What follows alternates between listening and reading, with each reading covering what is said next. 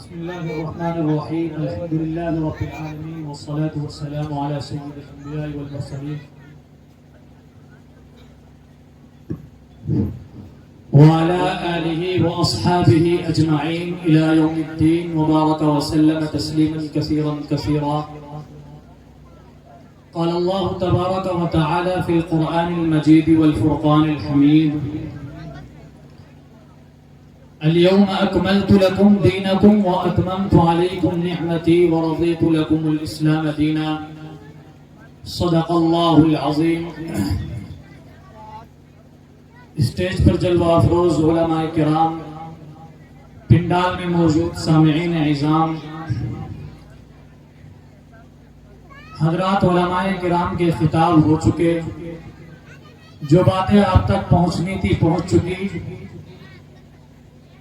لیکن پھر بھی مجھے حکم ہوا کہ 5-7 منٹ آپ حضرات کے سامنے کچھ بولوں، کچھ کہوں، اپنی کارکردگی کو پیش کروں. تو اسی حکم کو پورا کرنے کے لیے آپ حضرات کے سامنے کھڑا ہوا ہوں. بات کو طول نہ دیتے ہوئے سیدھے اپنے موضوع پر آتا ہوں.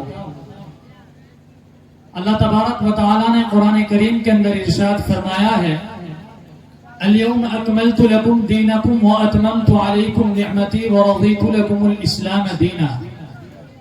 اس آیت کے پس منظر کو سمجھنے کے لیے ہم کو ایک مرتبہ نبی کریم علیہ السلام کے دور میں جانا ہوگا. جس دور میں، جس وقت میں، جس زمانے میں نبی کریم علیہ السلام کو دنیا میں مبعوث کیا گیا، دنیا میں نبی کریم علیہ السلام کو بھیجا گیا، اس وقت دنیا کے کیا حالات تھے، اس وقت کیا پس منظر تھا. اس وقت کے حالات یہ تھے کہ کعبہ شریف کے اندر 360 بت رکھے ہوئے تھے. بیٹی کسی کے گھر پیدا ہوتی تھی تو اس کو زندہ درگور کر دیا جاتا تھا.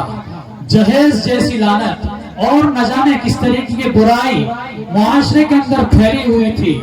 اللہ تعالیٰ کا اصول ہے کہ جب دنیا کے اندر برائیاں عام ہوتی ہے تو اللہ تبارک و تعالیٰ اپنے کسی چہیتے کو، اللہ تعالیٰ کسی اپنے پیغمبر کو دنیا کے اندر ہدی للناس کافۃ للناس بشیرا و نذیرا کے تحت کسی نہ کسی کو مبعوث کرتے ہیں، کسی نہ کسی کو بھیجتے ہیں. اللہ کے نبی علیہ السلام کو اب سے 1450 سال پہلے دنیا کے اندر بھیجا گیا تاکہ دنیا کے اندر پھیلی ہوئی برائی، دنیا کے اندر پھیلی ہوئی مصیبتیں، ان سب سے لوگوں کو نجات مل سکے.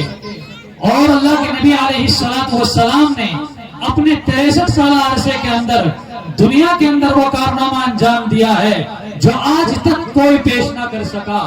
بڑی بڑی حکومتیں، بڑے بڑے لوگ دنیا کے اندر آئے، لیکن 63 سال کی مختصر سی زندگی کے اندر پوری دنیا کو بدل کر چلے گئے، لوگوں کے دلوں کو صاف کر کے چلے گئے، لوگوں کے دلوں کو اللہ کی طرف موڑ کر چلے گئے.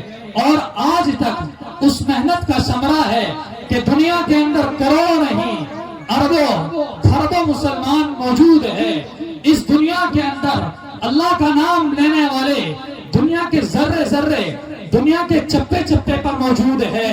لیکن آج کی موجودہ صورتحال جو ہے اس کے پس منظر میں نے اس آیت کو پڑھا ہے کہ الیوم اکملت لکم دینکم واتممت علیکم نعمتی ورضیت لکم الاسلام دینا. اللہ کے نبی علیہ السلام کو حکم دیا تھا اللہ نے کہ میں نے اپنے دین تمہارے اوپر مکمل کر دیا. اللہ کے نبی علیہ السلام سے کہا تھا کہ لوگوں کو کہہ دیجئے ان الدین عند اللہ الاسلام، کہ اللہ کے نزدیک صرف قابل دین مذہب اگر کوئی ہے تو صرف اور صرف وہ اسلام ہے. اس کے علاوہ دنیا کے اندر جتنے مذاہب ہیں، جتنے عقیدہ اور جتنے فرقے دنیا کے اندر پھیلے ہوئے ہیں، سب باطل ہے. لیکن آج حق پرستوں کو، حق پرستی کو دنیا سے مٹانے کے لیے، دنیا سے ختم کرنے کے لیے نہ جانے کس طرح کی سازشیں، کس طرح کی چالیں چلی جا رہی ہے. اور ہر کوئی چاہتا ہے کہ مسلمانوں کو، اسلام کو دنیا سے ختم کر دیا جائے. لیکن ایک بات یاد رکھیے گا، اللہ کے نبی علیہ السلام کی زبانی یہ ارشاد مبارک ہم نے سنا ہے کہ الاسلام یعلو ولا یعلا، کہ اسلام ہمیشہ سربلند رہے گا، اسلام کبھی جھکے گا نہیں. آج اگر ہمارے اوپر حالات ہیں، ہم سب جانتے ہیں کہ یہ حالات ہمارے اوپر ہمارے گناہوں کی وجہ سے ہے، ہماری خطاؤں کی وجہ سے ہے، ہماری لغزشوں کی وجہ سے ہے، اس بات کو سب جانتے ہیں، یہ بات سب پر آیا ہے، لیکن ان حالات میں ہم کو کیا کرنا ہے، اپنے آپ کو کس طرح ثابت قدم رکھنا ہے۔ علامہ اقبال نے اسی دور کی تصویر کشی کرتے ہوئے ایک شعر کہا تھا اور اپنے شاعرانہ انداز میں کہا تھا کہ تم دے بادیے مخالف سے نہ گھبرائے عقاب، تم دے بادیے مخالف سے نہ گھبرائے عقاب، یہ ہوائیں چلتی ہے تجھے اونچا اڑانے کے لیے۔ آج اگر حالات ہے، آج اگر مصیبتیں ہیں، سرکاریں آپ کے خلاف ہے، حکومتی سطح پر، صوبائی سطح پر حکومت آپ کے خلاف ہے، یاد رکھیے گا اللہ تعالیٰ آپ کے ساتھ ہے، قرآن آپ کے ساتھ ہے، اسلام کی دولت ہمارے ساتھ ہے۔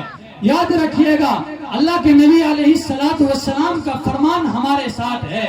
اللہ کے نبی علیہ السلام کی زبانی قرآن مبارک کے اندر اللہ تبارک و تعالیٰ نے ارشاد فرمایا ہے، ان کنتم مؤمنین، کہ اگر تم مومن رہے تو تم ہی سر بلند رہو گے، شرط یہ ہے کہ تم مومن ہو، پکے مومن ہو۔ ساتھ ہی ساتھ ایک بات عرض کرتا چلوں کہ فلسطین کے اندر مسجد اقصیٰ کے اندر جو آج حالات ہے، آپ کیا سمجھتے ہیں کہ ان کی خطا، ان کی گناہ کا ان کو یہ سزا دی جا رہی ہے؟ ایسا ہرگز نہیں ہے، یہ ہماری گناہوں کا، ہماری خطاؤں کا کفارہ وہ لوگ دے رہے ہیں۔ آپ اپنے آپ کو دینی اعتبار سے مضبوط کیجئے گا، اسلامی اعتبار سے مضبوط کیجئے گا، اپنی شناخت کو مضبوط کیجئے گا، اپنے ہر لحاظ سے اپنے طبقے کو مضبوط کیجئے گا، اپنے قائدین کو مضبوط کیجئے گا، ایسی سیاسی پارٹیوں کو مضبوط کیجئے گا جو سیاسی پارٹی آپ کے دین کے لیے بولتی ہو، آپ کے اسلام کے لیے بولتی ہو، آپ کے قرآن کے لیے بولتی ہو، اور ساتھ ہی ساتھ اپنے بچوں کو مدرسوں سے، مسجدوں سے، مکاتب سے، دینی خانقاہوں سے جتنا ہو سکے اتنا جوڑنے کی کوشش کیجئے گا۔ علماء کرام اسٹیج پر موجود ہے، زیادہ کچھ کہنے کی مجھے ضرورت نہیں ہے، اسی لیے اپنی اس مختصر سی گفتگو پر بات کو ختم کرتا ہوں۔ وآخر دعوانا الحمدللہ رب العالمین۔ بہت اچھے، بہت خوب، ماشاءاللہ۔